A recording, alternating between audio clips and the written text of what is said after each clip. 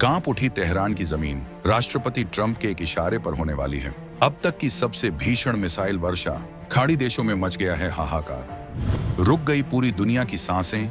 महायुद्ध के सायरन के बीच अमेरिका और ईरान ने मिलाया भारत को ही सबसे पहले फोन। साउथ ब्लॉक में अचानक बढ़ गई हलचल।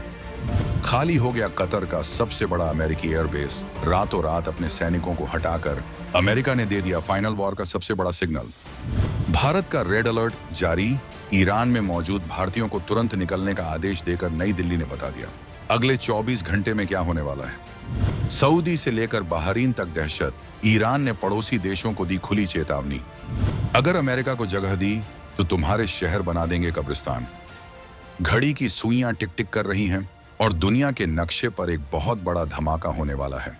2026 की शुरुआत ही एक ऐसे मंजर के साथ हो रही है जिसने वॉशिंगटन से लेकर मॉस्को तक के होश उड़ा दिए हैं। जो हालात इस वक्त मिडिल ईस्ट में बने हुए हैं वो अब किसी से छिपे नहीं हैं।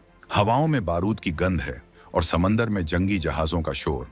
लेकिन इस पूरे शोर शराबे के बीच जब सबकी नजरें आसमान से गिरने वाली मिसाइलों पर टिकी थीं, ठीक उसी वक्त दुनिया के कूटनीतिक गलियारों में एक ऐसी घटना घटी है जिसने बड़े बड़े रक्षा विशेषज्ञों का दिमाग घुमा दिया है। एक तरफ दुनिया का सबसे ताकतवर मुल्क अमेरिका और दूसरी तरफ उसका सबसे कट्टर दुश्मन ईरान, दोनों एक दूसरे को मिटाने के लिए तैयार खड़े हैं। लेकिन ट्रिगर दबाने से ठीक पहले दोनों तरफ से फोन की घंटी बजी और वो घंटी किसी और देश में नहीं बल्कि भारत के विदेश मंत्रालय में बजी। आखिर ऐसा क्या हुआ है पिछले 24 घंटों में? क्यों अमेरिका के विदेश मंत्री मार्को रूबियो और ईरान के विदेश मंत्री सैयद अब्बास दोनों को अचानक भारत के विदेश मंत्री डॉक्टर एस जयशंकर की याद आ गई? क्या अमेरिका भारत के जरिए ईरान को कोई अंतिम चेतावनी भिजवा रहा है या फिर ईरान डूबते हुए जहाज की तरह भारत से मदद की गुहार लगा रहा है? आखिर भारत के हाथ में वो कौन सा रिमोट कंट्रोल आ गया है जिससे दुनिया के दो सबसे बड़े दुश्मन अपनी चालें चल रहे हैं? आज इस वीडियो में हम आपको बताएंगे उस सीक्रेट कॉल की पूरी कहानी जो शायद तीसरे विश्व युद्ध को रोकने या शुरू करने की चाबी है। साथ ही खुलासा करेंगे उस खुफिया इनपुट का जिसके मिलते ही भारत ने अपने नागरिकों को ईरान छोड़ने का फरमान सुना दिया। हम आपको बताएंगे कि क्यों अमेरिका कतर से भाग रहा है और क्यों ईरान ने अपने पड़ोसियों को धमकी दे दी है। ये सब कुछ और बहुत कुछ जो आपको मेनस्ट्रीम मीडिया शायद ही समझा पाए। तो बने रहिएगा वीडियो पर और इस संबंध में आपके जो भी विचार हों कमेंट में लिखकर जरूर बताइएगा। कहानी की शुरुआत होती है वॉशिंगटन डीसी के एक बेहद गोपनीय कमरे से।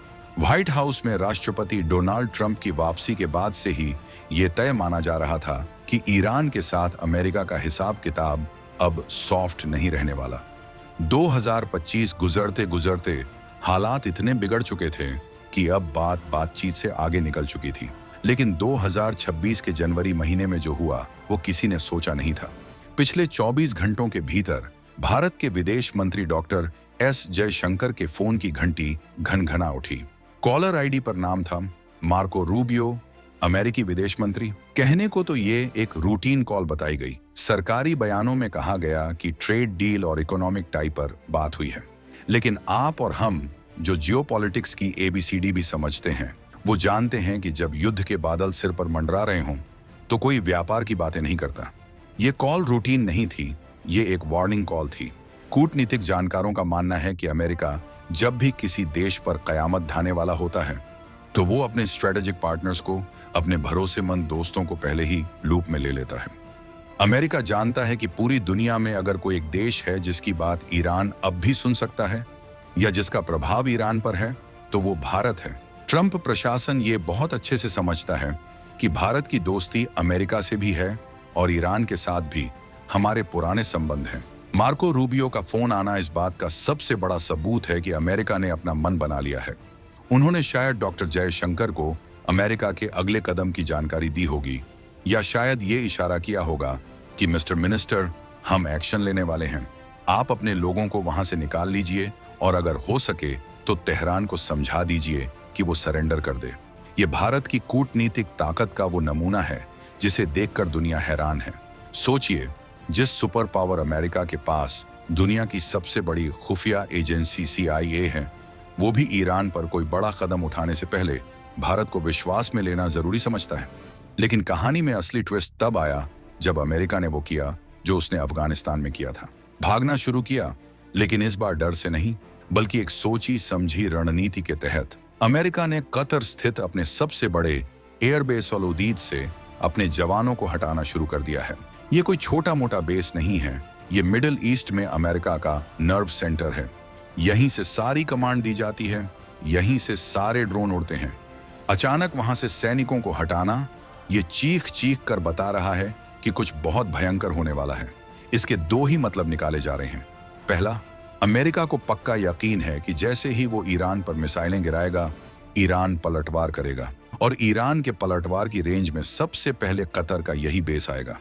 अमेरिका अपने सैनिकों की जान जोखिम में नहीं डालना चाहता, इसलिए वो पहले ही मैदान खाली कर रहा है ताकि वो खुलकर बिना किसी डर के ईरान पर बमबारी कर सके। ये स्ट्रैटेजिक विड्रॉल है, जिसे युद्ध की भाषा में क्लियरिंग द बैटल ग्राउंड कहा जाता है। यानी अखाड़ा खाली किया जा रहा है ताकि दो सांड आपस में भिड़ सकें। अमेरिका की ये हरकत बता रही है कि ट्रंप इस बार सिर्फ धमकी नहीं दे रहे, बल्कि बटन दबने ही वाला है। जैसे ही रूबियो का फोन कटा और कतर में अमेरिकी सैनिकों की हलचल तेज हुई, तेहरान में हड़कंप मच गया। ईरान की खुफिया एजेंसियां, जो अब तक बड़े बड़े दावे कर रही थीं, उन्हें खतरे की घंटी सुनाई दे गई और यहीं पर भारत की अहमियत एक बार फिर साबित हुई। रूबियो के फोन के ठीक 24 घंटे के भीतर साउथ ब्लॉक में दोबारा फोन की घंटी बजी। इस बार लाइन पर थे ईरानी विदेश मंत्री सैयद अब्बास।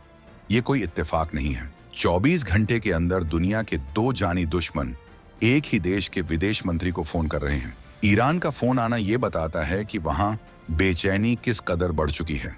आधिकारिक तौर पर इसे भी द्विपक्षीय बातचीत का नाम दिया गया, लेकिन पर्दे के पीछे की कहानी कुछ और ही है। जानकार मान रहे हैं कि ईरान भारत के जरिए अमेरिका तक कोई संदेश पहुंचाना चाहता है। शायद वो तनाव कम करने की कोशिश कर रहा है, या फिर इस संकट की घड़ी में भारत की कूटनीतिक मदद मांग रहा है। ईरान को पता है कि अगर ट्रंप ने B-52 बम वर्षक विमानों को हरी झंडी दे दी, तो तेहरान को मलबे में बदलने में देर नहीं लगेगी। ऐसे में सिर्फ भारत ही वो देश है जो वॉशिंगटन में फोन घुमाकर कह सकता है कि रुको, बात करते हैं। ईरानी विदेश मंत्री सैयद अब्बास का फोन आना इस बात का प्रमाण है कि ईरान अब खुद को घिरा हुआ महसूस कर रहा है। लेकिन भारत ने इस फोन कॉल के बाद जो किया, उसने सस्पेंस को डर में बदल दिया। दोनों विदेश मंत्रियों के फोन कॉल्स के ठीक बाद बुधवार दोपहर को भारत सरकार ने एक बहुत बड़ी एडवाइजरी जारी कर दी। विदेश मंत्रालय ने कड़े और साफ शब्दों में कह दिया, भारतीय नागरिक तुरंत ईरान छोड़ दें। ये एडवाइजरी सामान्य नहीं है, ये एक इमरजेंसी प्रोटोकॉल है। ये इस बात का सबसे बड़ा और पुख्ता संकेत है कि भारतीय खुफिया एजेंसी रॉ और विदेश मंत्रालय को पक्के इनपुट मिल चुके हैं कि ईरान में हालात अगले कुछ घंटों या दिनों में नर्क से भी बदतर होने वाले हैं। जब कोई देश अपने नागरिकों को, अपने छात्रों को, अपने व्यापारियों को कहता है कि जैसे हो सके जो साधन मिले उससे वापस आ जाओ, तो इसका मतलब है कि वहां अब रहने लायक हालात नहीं बचे हैं।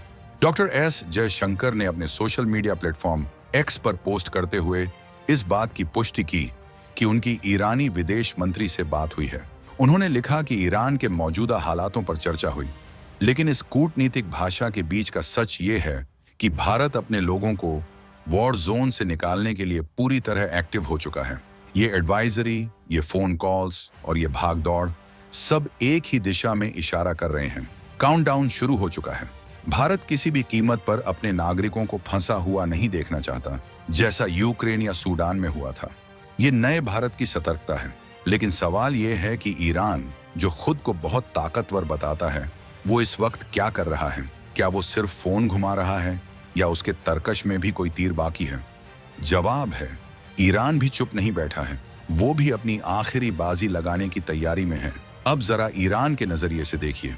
एक तरफ अमेरिका हमला करने को तैयार है, दूसरी तरफ भारत अपने लोगों को निकाल रहा है।